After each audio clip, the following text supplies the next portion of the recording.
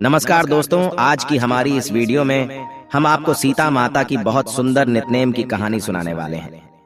जब भगवान श्री राम वनवास काट रहे थे, तब माता सीता ने 12 वर्ष तक नितनेम की कहानी कहने का 12 साल का नियम ले रखा था।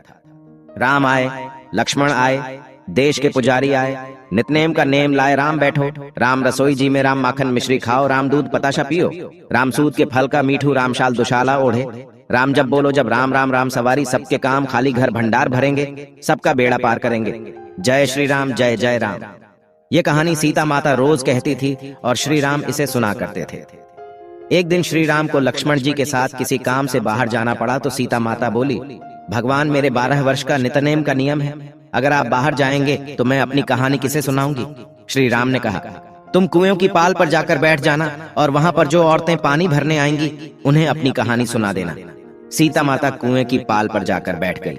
एक स्त्री आई, उसने रेशम की जरी वाली साड़ी पहन रखी थी और सोने का घड़ा ले रखा था। सीता माता उसे देखकर कहने लगी, बहन, मेरा 12 वर्ष का नितनेम सुनने का नियम है, मेरी कहानी सुन लो। पर वह स्त्री बोली, मैं तुम्हारा नितनेम सुनने बैठूंगी तो मुझे घर जाने में देर हो जाएगी और मेरी सास मुझसे लड़ेगी। उसने कहानी नहीं सुनी और वहां से चली गई। घर पहुंचते पहुंचते उसकी रेशम जरी की साड़ी फट गई और सोने का घड़ा मिट्टी का हो गया। सास ने देखा तो बोली, ये किसका दोष अपने सिर लेकर आ गई है। बहू बोली, माता जी, मैं भी हैरान हूं, ये कैसे हुआ, मैं तो कुएं से पानी भरकर आ रही हूं। पर कुएं पर एक औरत बैठी थी और उसने मुझसे अपनी कहानी सुनने को कहा, पर मैंने मना कर दिया, शायद उसी का फल है। सास तुरंत वही साड़ी पहनकर कुएं की पाल पर गई। सास को वहां सीता माता बैठी मिली और बोली, बहन मेरी कहानी सुन लो।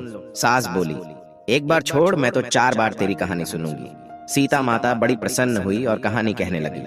कहानी सुनकर सास बोली, बहन कहानी तो बहुत अच्छी लगी और पूछा तुम कौन हो। तब सीता माता बोली, मैं सीता हूँ। सीता माता का नाम सुनते ही वह स्त्री उनके चरणों में गिर पड़ी और फिर अपने घर चली गई। उसकी साड़ी फिर से रेशमी जरी की बन गई और मिट्टी का घड़ा फिर से सोने का हो गया। घर पहुंची तो बहू बोली, सासू माँ, आपने ये कैसे किया। सास बोली, बहू तू तो दोष लगा कर आई थी, मैं तेरा दोष उतार कर आ रही हूँ। वह स्त्री जो तुझे मिली थी वह सीता माता थी, पुराने से नया कर देती हैं, खाली घर में भंडार भर देती हैं, सभी इच्छाएं पूरी करती हैं। बहू बोली, ऐसी कहानी मुझे भी सुनाओ। सास ने वही कहानी बहू को भी सुना दी। कहानी सुनकर बहू बोली, माता जी, कहानी तो बहुत अच्छी है, इसे हम रोज कहाँ करेंगे। अब सास बहू रोज सवेरे उठकर कहानी कहने लगी।